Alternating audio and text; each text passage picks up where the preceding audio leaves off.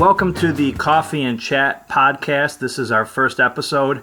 I have Bryan Burrage on the line. Hey, Bryan. How you doing, Sam? I'm doing good. Now, we're calling this Coffee and Chat, and sadly, I don't have a cup of coffee. That's all right. I don't drink coffee either. I knew you didn't. I do have, it's a little late, we're recording this at 10 at night, so that's probably not a smart idea. I do have seltzer water, which is becoming a new favorite drink of mine.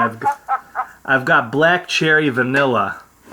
I'll just stick to my Crystal Geyser. Your Crystal Geyser? Yeah. All right. That'll do me.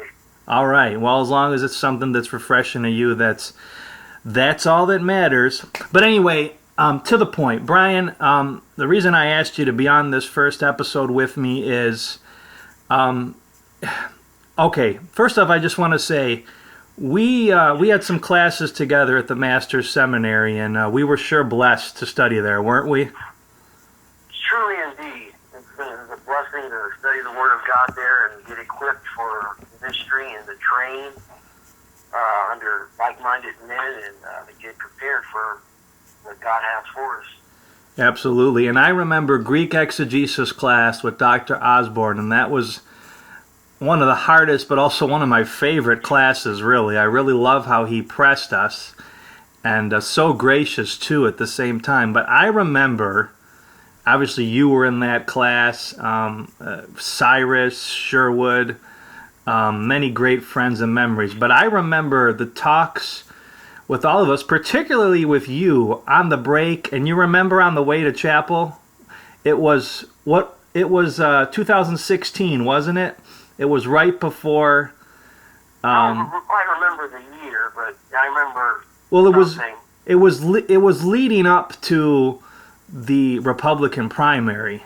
I remember that, and that's what got us going, and that conversation continued, and I remember just on the way to chapel, talking about what was going on and how things were developing. And we had some pretty good, solid political conversations there that I'll never forget. The good times, right? Yeah, of course. I mean, Sherwood and I used to get into a lot of political discourse as well.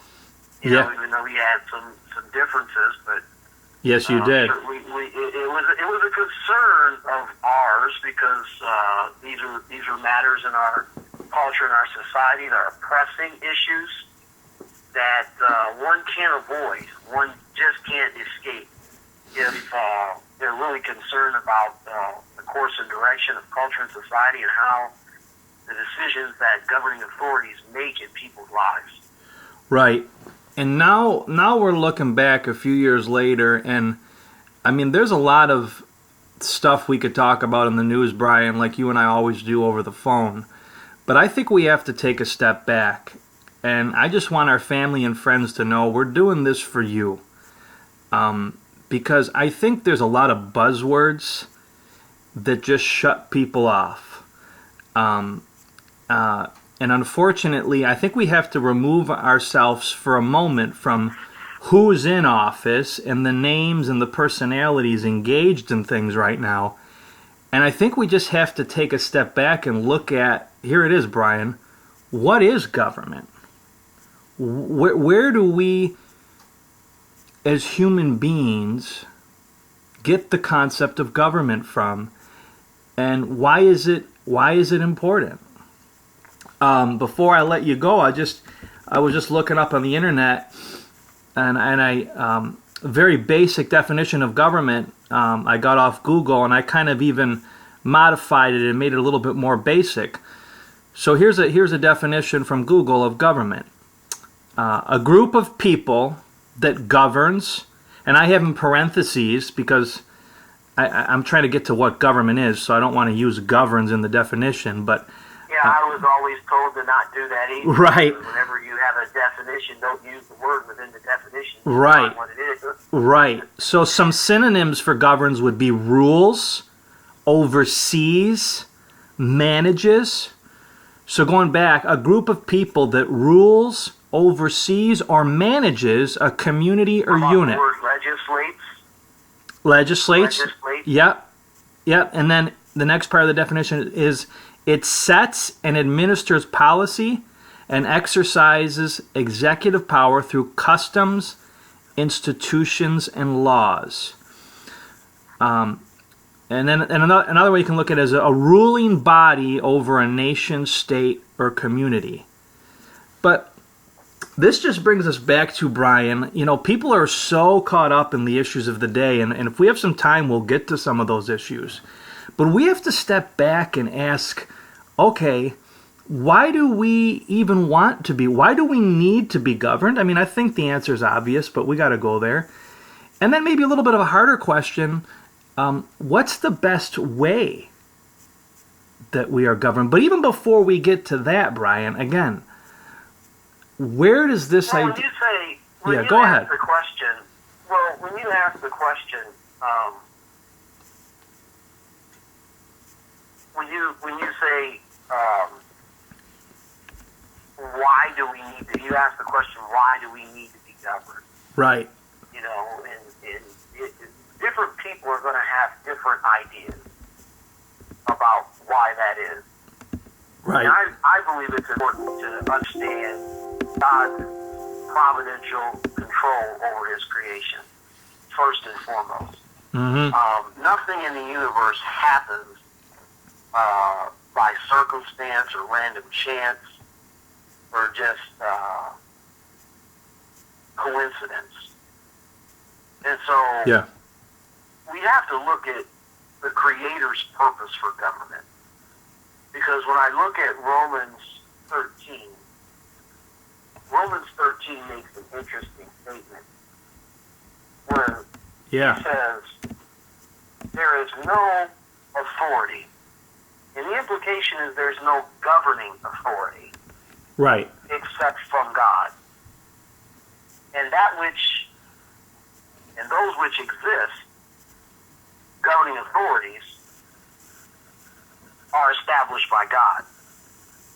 And so that's square one. Mm-hmm. Is understanding that human government is God's idea. And then we have to ask the question, why does God ordain the institution of human government? Mm-hmm. And we find that when we go back in the book of Genesis, at the very beginning, Adam and Eve, he created a beautiful garden paradise, and we know that Adam and Eve ate from the tree of knowledge and good and evil, and they were banished from the Garden of Eden, and they had siblings, and we're just told of just two, Cain and Abel, and a conflict that arose between the two. And the older brother, Cain, rose up and slew his brother, Right. Abel. Yeah. Cain became angry with God, and he committed first murder. And Genesis 4 is interesting because it occurs right after the fall, right after mankind sinned against God. It's the first sin after the fall. Right. Well, And it's ugly. It's first recorded. It's the first recorded sin in the sequence of events, but it's strategically placed there because it's kind of given an indication of the condition of the heart of human beings, or what's in the heart of mankind, is that man has murder in his heart. And even though God has put in place certain restraints and certain elements that resist and hold that back, it's still in our nature to be that conflict and to resolve our conflict with anger or with violence or hostility. Right. So in other words, that needs to be kept in check. Yes, it does need to be kept in check because obviously people have various levels of their emotion and how they vent anger and how they express their hostility towards others. And with Cain, he expressed his anger in the most and he killed his brother. His anger towards God led him to kill his brother. And then you just see a pattern, as you go through the book of Genesis. After Cain slays Abel, then God pronounces an edict where he's going to place a mark on Cain so that anyone who finds him. So obviously at this point in time, the earth is populated. Right. The earth is already populated. Cain is afraid that people are going to find out that he slew his own brother, and they're going to take his life. And therefore, God places a sign or a mark on Cain as a sort of a restraint, as hands off. I don't know what that was. No one knows what that was. The Bible's not clear. But the Genesis 4:15 just says that the mark was placed on Cain so that anyone found him would not take vengeance upon him. Right, and I tend to hold to that Cain and Abel were the elders of clans. So it may have been somebody from the tribe of Abel or the clan of Abel would have wanted to get revenge on Cain. That could be. That could be, but it could also... That's very logical. It could also... There could be any number of explanations, but a lot of times people think Cain and Abel were little boys. I don't think they were little boys. I think they were elders of a clan by this point. Cain, where did Cain find his wife? The earth was populated. And, yeah, go ahead, Brian. Well, the earth was populated to the degree at which, you remember, after God pronounced judgment on Cain, he went out to dwell in a land called Nod. Yeah. Okay? A land called Nod, out from the presence of God. It's kind of a play on words there. How Cain was at odds with God and went and dwelled in a land called Nod. Right. Away from the presence of God. Yeah. So here, the earth is so populated as to where he's dwelling in a land where you have people, even after Cain and Abel, even after Adam and Eve have fallen, you have Cain and Abel consciously aware of how to approach God, how to approach Him through sacrifice, how to approach Him in prayer, how to have a conversation with God. Mm-hmm. And so you still have God's presence with humankind. Right. Except when you get to this part of the narrative in Genesis 4, where Cain goes out, he dwells in a land that's called Nod, and yes, sir.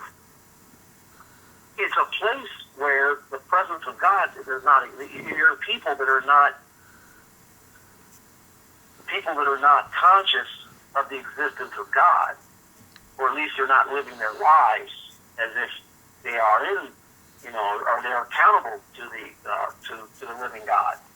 And so it's interesting. After you have this man called Lamech, who's a descendant of Cain, and Cain.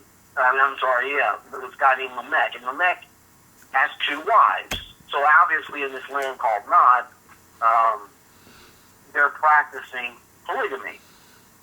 Mm-hmm. You already see a decline of morality in terms of God's intention for a man and a woman. Right from the beginning.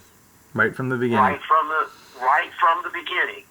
And the word nod, just by way of it means wandering, drifting. Right. And so that's something that characterized the person of Cain and these people in this particular region. These are people who are wandering away from God. They're drifting away. And this is where Cain goes and dwells out from the presence of God. And one of his descendants is a man named Lamech. And Lamech has two wives. And he tells one of his wives that he has killed a young man. He has taken the life and he's of boasting about it. right for striking him. And he not only boasts about it to his wife, but he also says, well, if the Lord is going to protect Cain, then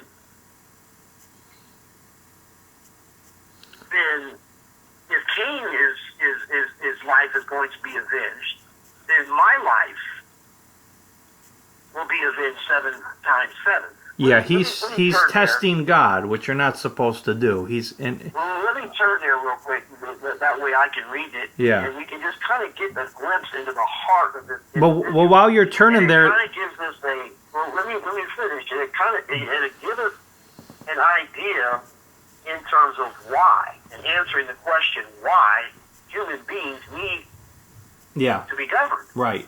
Why God has established human government. Because that's what we're talking about. It says in Genesis 4:24 that Lamech says to one of his wives, if Cain is avenged 7 times, then Lamech, he's talking in reference to himself, 77 times. So this is a guy, and I think of this guy is a vigilante. Absolutely. This guy thinks, he's killed a person for just wounding him or just striking him. He's lawless, and there's no one he's accountable to, apparently. Lawless, yes. No accountability. That's a good point. No accountability. He's a vigilante, and he thinks it's okay to take life created in the image of God in vengeance. Right. And that if someone took his life, then his life should be avenged not 7-fold, but 77-fold. It kind of gives you the glimpse of the anger and the hostility in the heart of this man named Lamech. And so without an established government, this is what happens. Anarchy. And everyone's a law unto themselves. And it also shows you, from Genesis 4, just the downward progression of rebellion and disobedience to God that is displayed in anger and hostility and violence that sinful human beings are willing to perpetrate against their fellow man who is created in the image of God. Right. And this continues for hundreds of years until we reach a man named Noah. And at the time, in Genesis 6, it's interesting, I'll turn there, it's interesting, the Creator's commentary on how corrupt, hostile, and dangerous the planet has become. The Lord saw, Genesis 6:5, the Lord saw how great mankind's wickedness on the earth had become, and that every inclination of the thoughts of his heart or imagination, what's in his mind, the things that he thinks of, was only evil all the time. Evil continually. And it says that the Lord was grieved that he made mankind on the earth. And then it also says in verses 11 and 12 that the earth had become corrupt in God's sight and was full of violence. You see, when mankind sounds like more anarchy. In the image of God, when mankind, who is created in the image of God, is not right with their Creator, this is exactly what you get. You get people who are angry and hostile with their Creator, and they vent that hostility and that anger towards others, their fellow man who is created in the image of God. How you treat other human beings, what you say and what you do, pretty much sums up how you think and how you feel of God.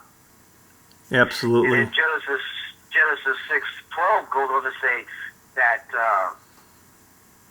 that the people on the earth have become corrupt in all their ways. Okay, and so like you're saying, this is a planet or the Earth that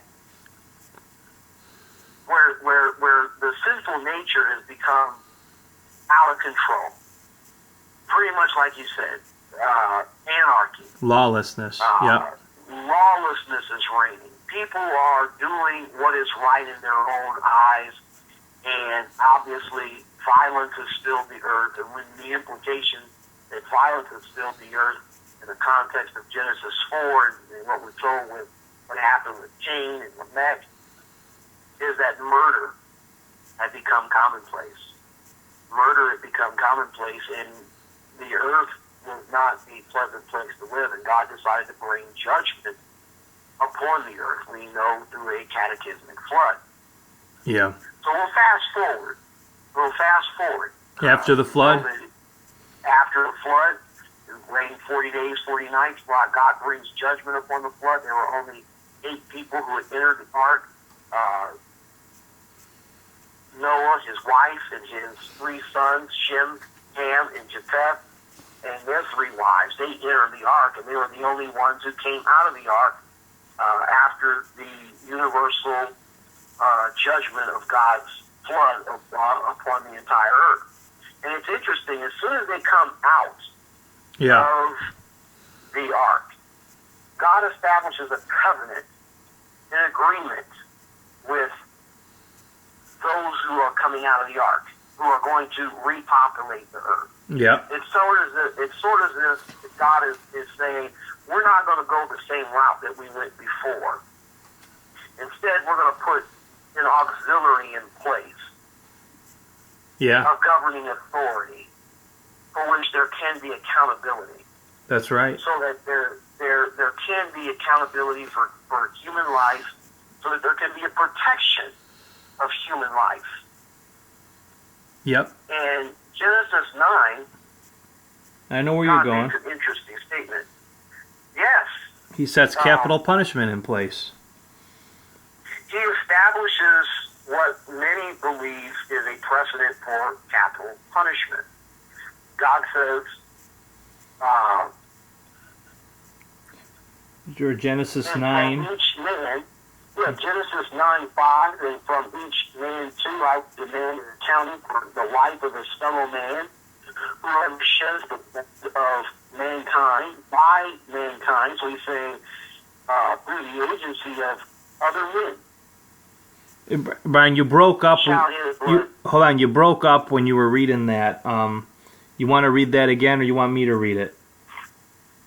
You can go ahead and read it. I'll just read it. I mean, you were fine until that point, but Genesis 9:5. God says to Noah, "And for your lifeblood I will require a reckoning. From every beast I will require it, and from man. From his fellow man I will require a reckoning for the life of man. Whoever sheds the blood of man, by man shall his blood be shed.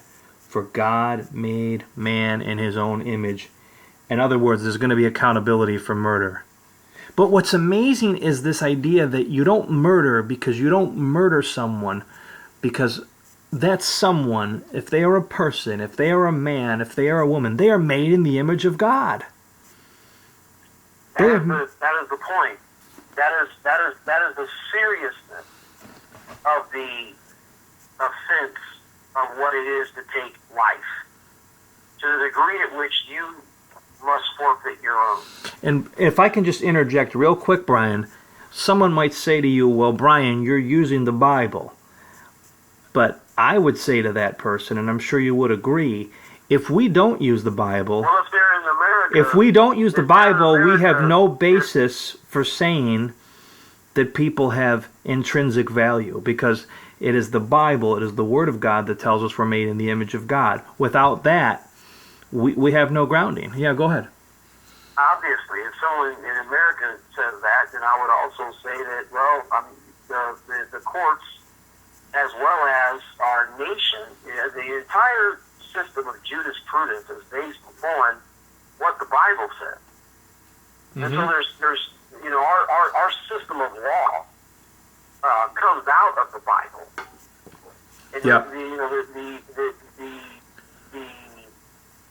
foundation of this country was established upon principles and the moral laws that are established in the Bible. So secularists and people who always want to try to, I know, eliminate the influence of the Bible in the formation of this country, but they're ignoring history. They're ignoring history, and they're ignoring history, and if we eliminate the Bible, then we're leaving it to their arbitrary judgments about what's right and wrong, and that's scary. Well said. I would submit to you, they're dwelling in Nod. Their worldview is more consistent with those who Yes. are in Nod, who are living and abiding outside the existence and the presence of God, and who are not conscious of the moral laws of God, and they're, like you said, are dictating according to their own will. They're making judgments based on their own predilections and their own minds. And then you have Genesis 6 all over again. The whole earth is going to be filled with violence and murder and chaos and corruption. And Bryan, that's what you see. And we need to make application. We have a party in America today that doesn't want us using the Bible, and that is advocating things that go directly against it. Mm-hmm. They want to take the United States in the direction that Cain went, and that is dwelling in a place called Nod, wandering and drifting away from the presence of God and living life based on one's own human reasoning and predilections. And no wonder, what do you see when you turn on the 6 o'clock news? What do you see in our culture and society? You see a culture and a society filled with violence. You see human beings getting their anger and hostility towards one another in the most cruel, heinous ways. Yeah. Yeah. So you know, not to belabor the point, but no, go ahead. We get to the Genesis. The passage you just read is very significant because obviously the establishment of this covenant that God made with Noah, or God made with the inhabitants of the earth that would populate the earth, God is setting up a new form of accountability for each and every life created in His image. And I believe it's three times you read in that passage where it says that a reckoning and accountability, whether it's an animal that's taking a human life or whether it's another human being that's taking another life. Because we read later on, and I believe it's in Exodus, you read later on, or even if an animal takes a human being's life, that animal has to be put to death. Right. And that just goes to show you the seriousness of human life from God's perspective. And where did our culture get the high value and high premium on human life? You know, America's always been a exclusive, I would say, or exceptional in the world. And one of the exceptional qualities of America has been that we place a high value on human life to protect it. And where do we get that from? Obviously from the moral Judeo-Christian heritage of this nation. And it's established right after the flood, where God says He is going to establish an auxiliary, a means, so to speak, by which, He says, by man. So the assumption is, or the implication, I don't say assumption, the implication is that human government is established under the providential guidance of God in which to bring about an accountability for human life. Right. And so we'll look at the ancient world, and then you have families, and families form clans. And like you said, these clans start to have differences against each other, whether it be over hunting or water or whatever it is. But right. it becomes important. It becomes important for there to be structure as far as these clans and how people are to live and how people are to interact with one another. Right. You have really common sense, right? And, yeah, just basic laws and rules. Or, you remember one of the ancient artifacts of the ancient world, Hammurabi's Code. In Mesopotamia, where if a person steals from another person, then that person's got to forfeit property, and perhaps even get his hand cut off. So even not too long after Genesis 9, you see God's providence in the establishment of human government, and how human government is actually putting down in codes, in writing, how human beings are going to be held accountable for their actions in culture and society.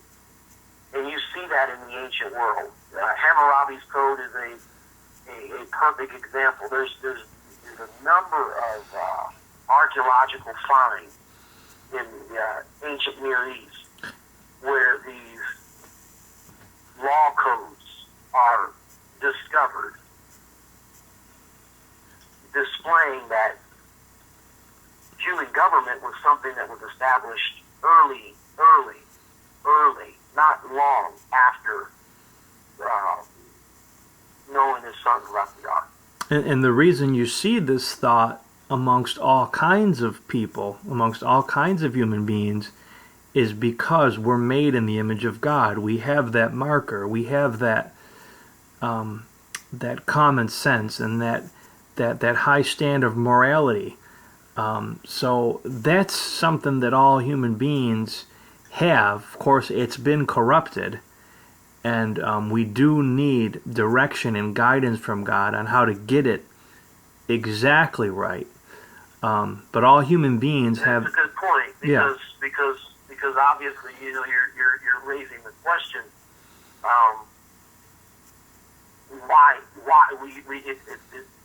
Why is there a need for human government? Well, to protect, preserve life.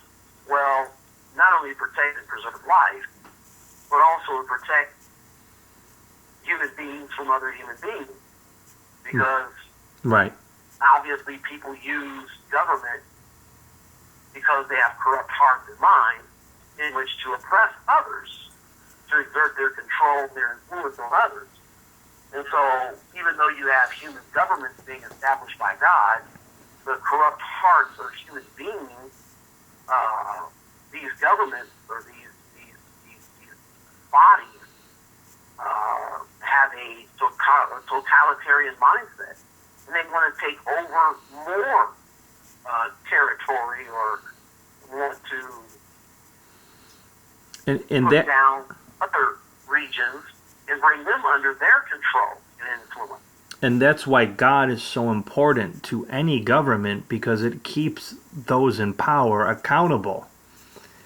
And so, if you have a party that wants to downplay the importance of God, they're lessening their own accountability.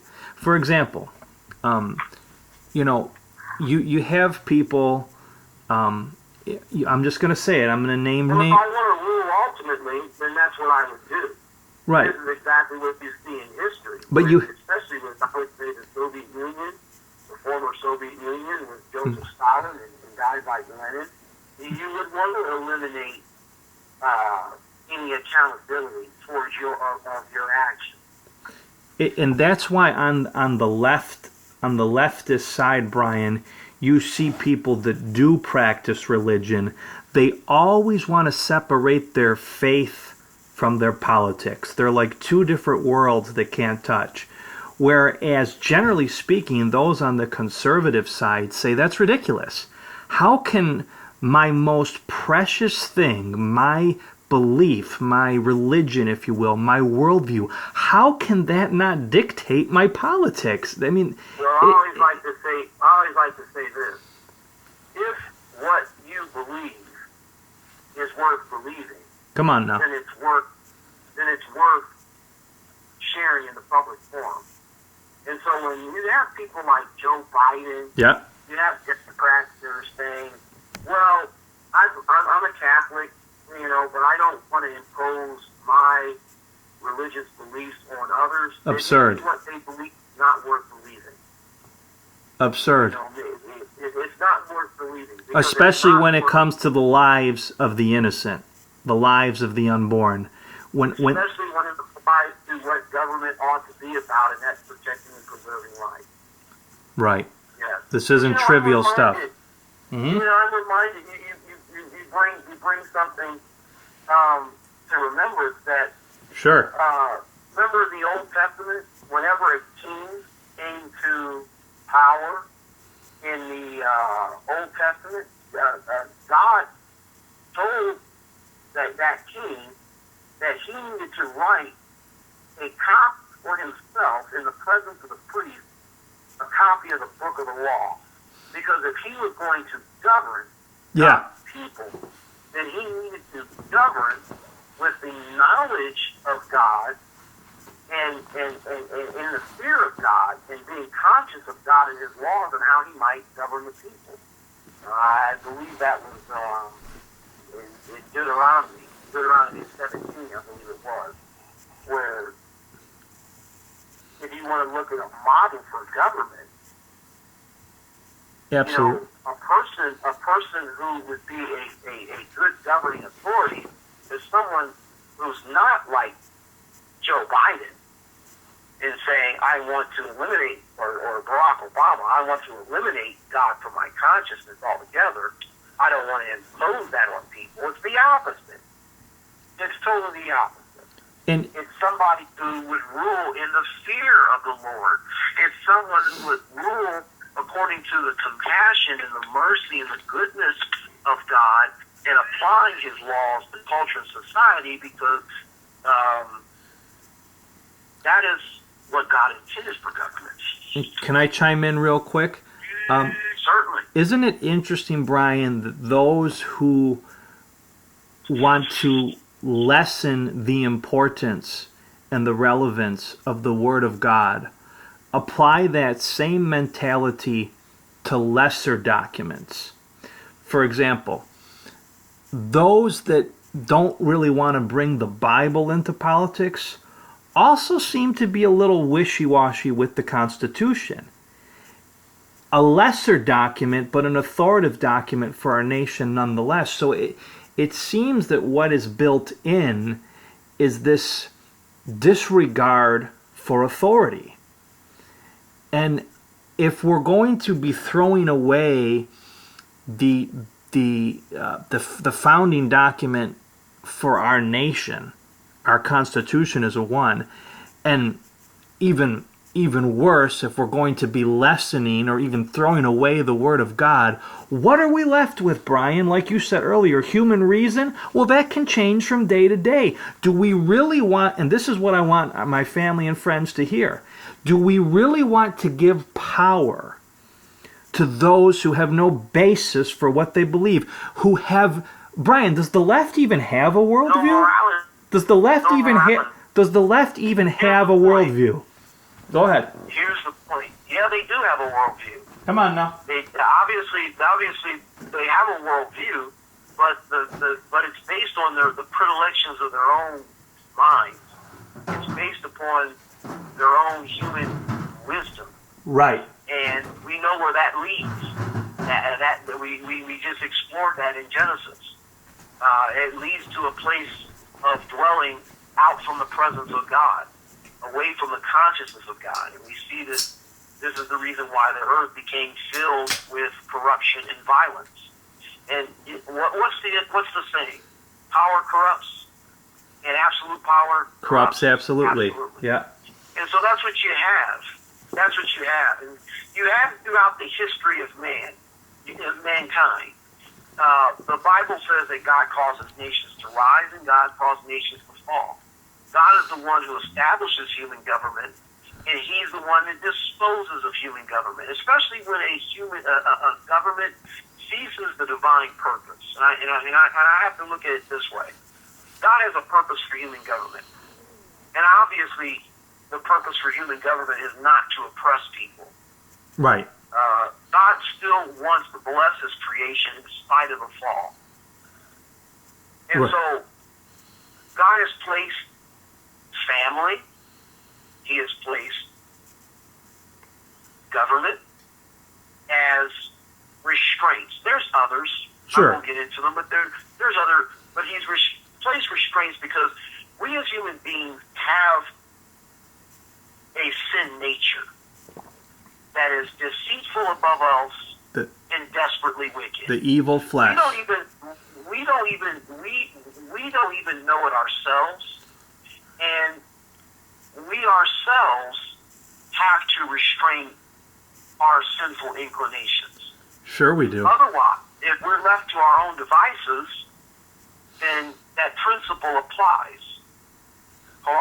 The power corrupts, and absolute power corrupts absolutely. Mm-hmm.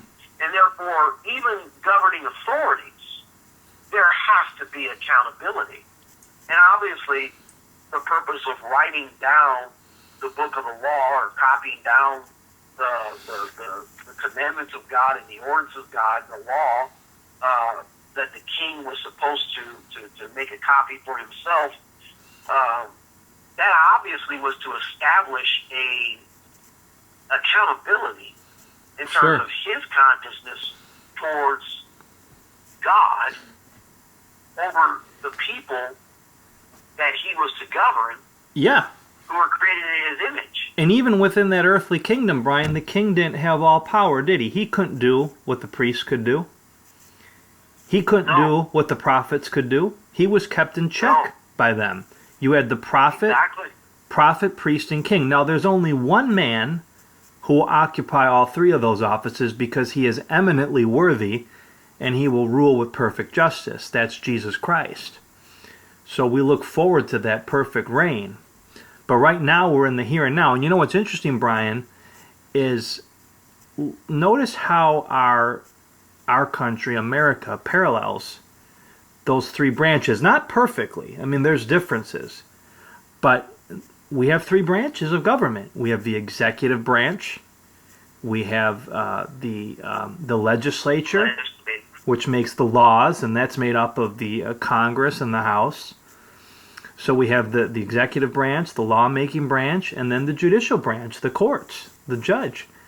These balance. If you have any leftover thoughts, too, from what you wanted to say, please do. But it was meant... They're supposed to, at least. They're supposed to. They're supposed to, at least.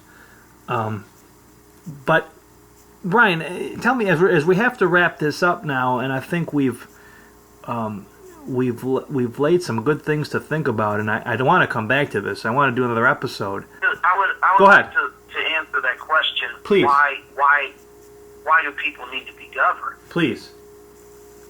You know, I think that's important. Why do people need to be governed?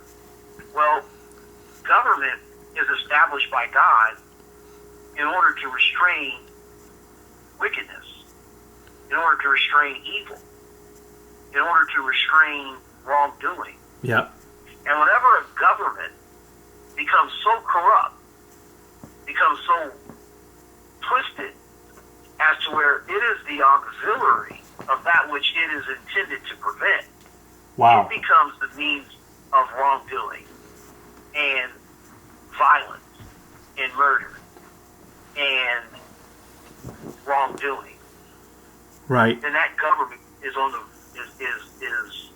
verge of being disposed of by God. Wow. That's what we saw happen to Israel and Judah, huh? In the Old Testament. You see that throughout all of human history, Yep. from the first ancient civilization to Babylon, Right. To Rome. to the Medo-Persian Empire, Mm-hmm. to the Grecian, Come on. Greco-Roman Empire, in the Roman Empire, to the English Empire, the empires of the Far East. You see God raising up nations for His sovereign purposes. And there was, you know what, that's another verse, the key verse to understand as far as human government is concerned. Because there was a guy named Nebuchadnezzar who kind of got this thing out of whack. You know, he thought he was, he thought he was the guy. He thought he was a big fat dude. And God sent a warning to him. Uh-huh. And he had him humbled. Yes, and he did. This is something that we as human beings have to, if we're going to have a fruitful discussion about human government, then we've got to understand this about God. We not only understand that God in His sovereign, providential control for the purpose of establishing accountability for human life has established human government, but also this. Daniel chapter 4, where it says that the Most High is sovereign. God What is verse? sovereign. What verse, Brian?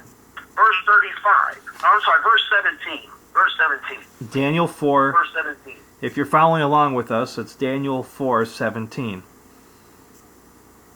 The decision is announced by the messengers of the Holy Ones. Declare this verdict, so that the living may know. So he's talking about all human beings. Know this, that the Most High God is sovereign over the kingdoms of men. Sovereign is a word that means rules over. Right. He exercises control. Okay? Is sovereign over the kingdoms of men and gives them to anyone He wishes and sets them over the lowliest of men. Wow. So I understand that. That's the king of Babylon saying that, not.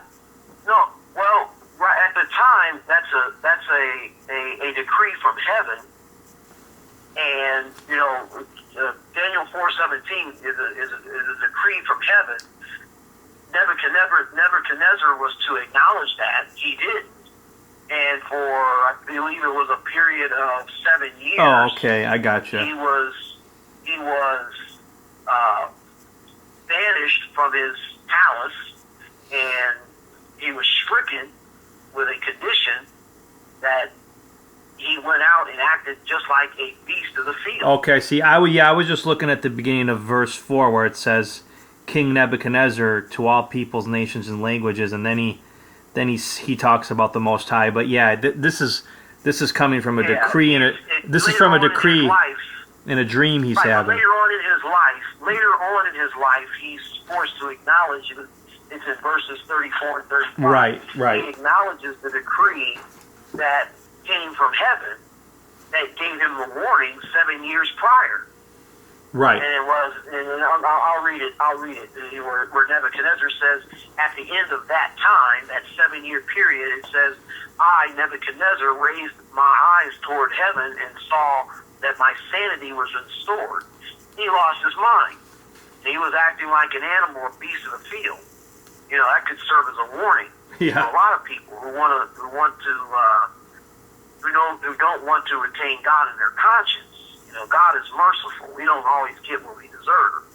But in this case, this person's case, God wanted to get his attention. Yeah. That he was sovereign over the kingdoms of men. He was sovereign over Babylon, even though he gave it to Nebuchadnezzar to rule over.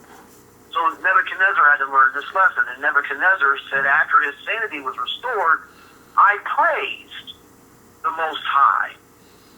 I honored and glorified him who lives forever. And this is interesting. This is a pagan king saying this. It's interesting. It's interesting and wonderful, and a sign of the. Finish what it's saying. Yeah, go ahead. His dominion is an eternal dominion. His kingdom endures from generation to generation. All the peoples of the earth are regarded as nothing. That means God doesn't show any favoritism toward them. Right. He does as he pleases with the powers of heavens and the peoples of the earth. And no one can hold back his hand and say, what have you done? So God is in control of his creation. God is in control, and we see that in the establishment of human government, and we see that in order to bring about accountability for lives, and we also see that in the fact that he is sovereign over each and every kingdom of mankind. He sets up the kingdoms of men, and he disposes them according to his sovereign purposes. That's right. And you see that throughout the Bible.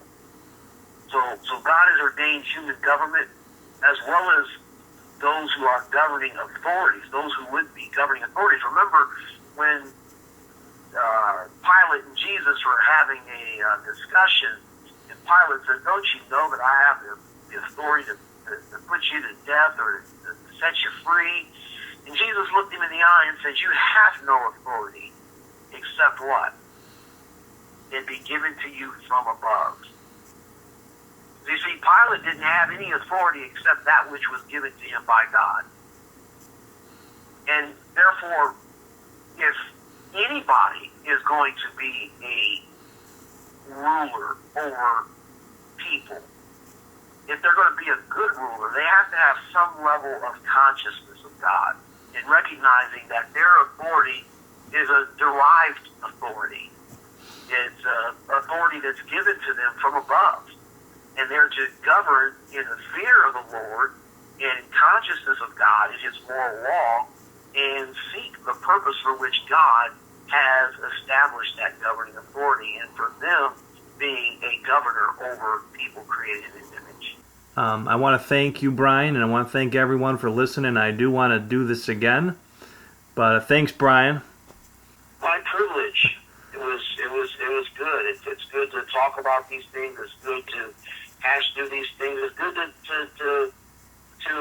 expand our knowledge and understanding, because I'm not so certain that people in the Christian church, people who profess to know the Lord Jesus Christ, people who profess to know God, to be in his kingdom, I'm not so certain that they understand the principles of righteousness that govern his kingdom.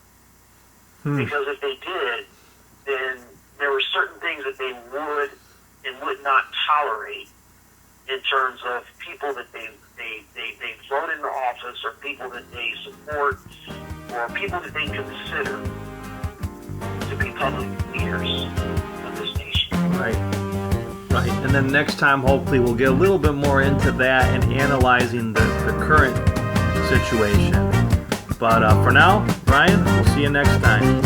All right. Thank you, Sam. Thank you, sir. God bless. God bless you all.